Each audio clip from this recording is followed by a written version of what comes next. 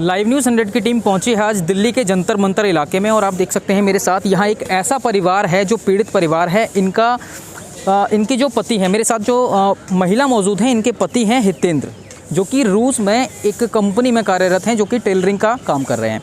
उनकी मृत्यु हो चुकी है, 140 दिन हो चुके हैं, लेकिन उनकी अभी तक डेड बॉडी को इंडिया वापस नहीं लाया गया है। क्या है कुछ मामला, क्योंकि ये जो पूरा परिवार है, मैं आपको बता दूं कि इनके छोटे छोटे बच्चे हैं, ये लड़का है, ये लड़की है, ये महिला है, उनकी पत्नी है, और आज किस तरह से भारत सरकार से गुहार लगा रहे हैं। और गुहार के साथ साथ आज देख सकते हैं कि 2 दिन से, यानी कि 48 घंटे से ज़्यादा हो चुके हैं और ये दिल्ली के जंतर मंतर इलाके में बैठे हुए हैं। क्या सर, क्या कुछ मामला है?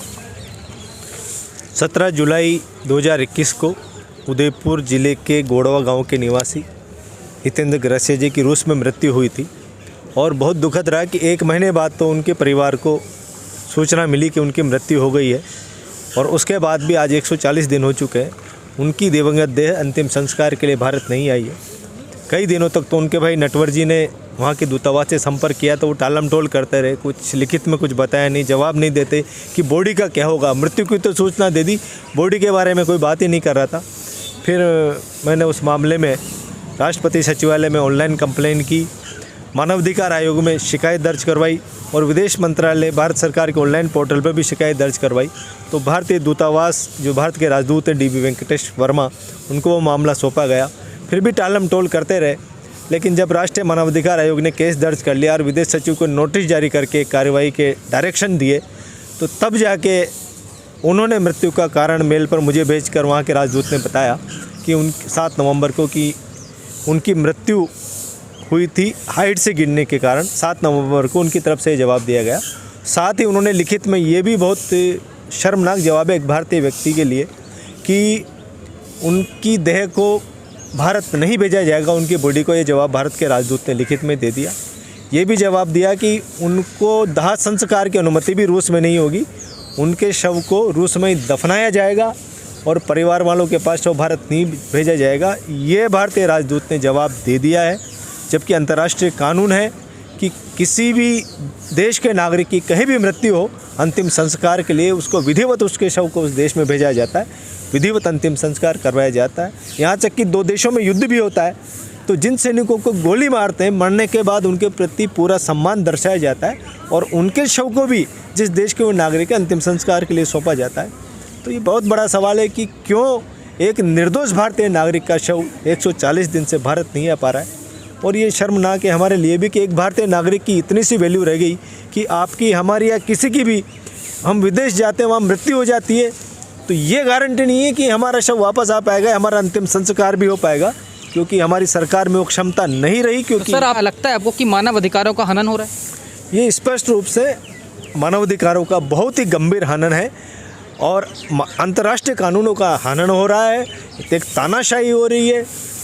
पिछले 3 दिनों से हम सभी लोग यहाँ दिल्ली में हैं, रशियन दूतावास भी गए थे, जंतर मंतर पर धरना दे रहे हैं, लेकिन फिर भी भारत सरकार कार्रवाई नहीं कर रही है। रूस के राष्ट्रपति जी भारत आ रहे हैं, तो हमारा तो आग्रह है कि हमारे देश के माननीय प्रधानमंत्री जी आंखों में आंखें डाल के बात करने की बात करते हैं, तो उनसे आग्रह है कि एक बार वो पुतिन जी की आंखों में आंखें डाल के हितेंद्र जी के बारे में भी बात करें कि क्यों उनका शव नहीं आ पा रहा। और कोई अधिकार है, रूस के कई नागरिकों की मृत्यु भारत में हुई है। गोवा में मृत्यु हुई थी महिलाओं की, इस वर्ष आगरा में एक रशियन नागरिक की मृत्यु हुई थी। जितने भी रूस के नागरिक हैं, सबके शव भारत सरकार ने ससम्मान रूस भेजे और वहाँ उनका अंतिम संस्कार हुआ है। तो हितेंद्र जी का शव भी आना चाहिए। पीड़ित परिवार आंसू बहा रहा है, इनका जीवन ठहर गया। 5 महीने से इनके घर में चूल्हा नहीं जला इनकी झोपड़ी में, क्योंकि जब से इन्होंने सुना कि हितेंद्र जी की मृत्यु हो गई है, आस पड़ोस के लोग, इनके रिश्तेदार लोग इनको खाना पहुंचाते हैं, ये खा भी नहीं पाते।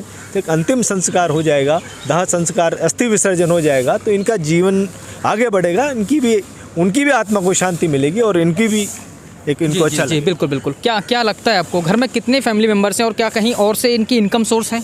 कोई इनकम नहीं है, घर में कमाने वाला इकलौता हमारा भाई था। जब से वो गया तब से हमारा घर में पूरा ठप पड़ा हुआ है, कोई कमाने वाला नहीं है। अभी खाने के लिए भी हमारे लाले पड़ रहे हैं और हम यहाँ वहाँ भटक रहे हैं। और अभी तक हमारा घर के आजू बाजू वाले जो आसपास के पड़ोस के जो व्यक्ति है, वो लोग मिल के हम लोग खाना वाना खिलाते हैं अभी हमको। और हमारी एक मतलब ऐसी स्थिति है कि वो दयनीय स्थिति है कि कोई इकलौता कमाने वाला एक भाई था, वो भी चला गया। और हमको ये भी नसीब नहीं हो रहा कि हमारे भाई की डेड बॉडी को कम से कम विधि विधान के हिसाब से हमारे पैतृक गांव में हमको अंतिम संस्कार करने का भी हमको अधिकार नहीं है क्या?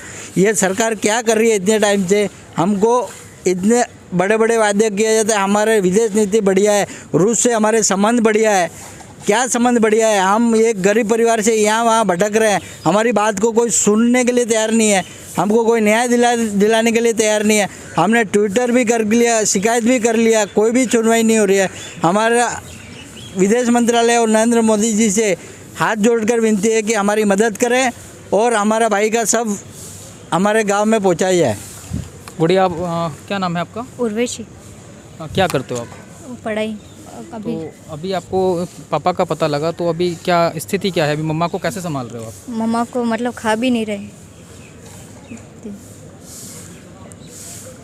घर में कितने भाई बहन हो आप?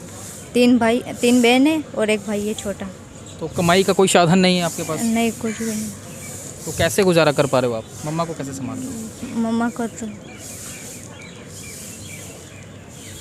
आप देख सकते हैं कि किस तरह से आज पीड़ित परिवार है जंतर मंतर पर धरने पर बैठा हुआ है और सरकार से गुहार लगा रहा है। हालांकि में भी इन्होंने कंप्लेंट की हुई है, पोर्टल पर भी इन्होंने कंप्लेंट की हुई है कि इनके भाई की इनके बॉडी है वो इन तक पहुंचा दी जाए, लेकिन परिवार का अभी आरोप यही लगा रहे हैं परिवार वाले कि अभी तक इनकी बॉडी नहीं दी जा रही है।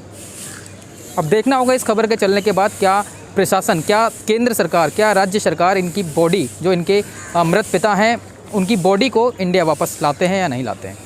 ताज़ा तरीन खबरों के लिए बने रहें लाइव न्यूज़ 100 के साथ। मैं हूं दीपक शर्मा, कैमरा पर्सन नीकू के साथ।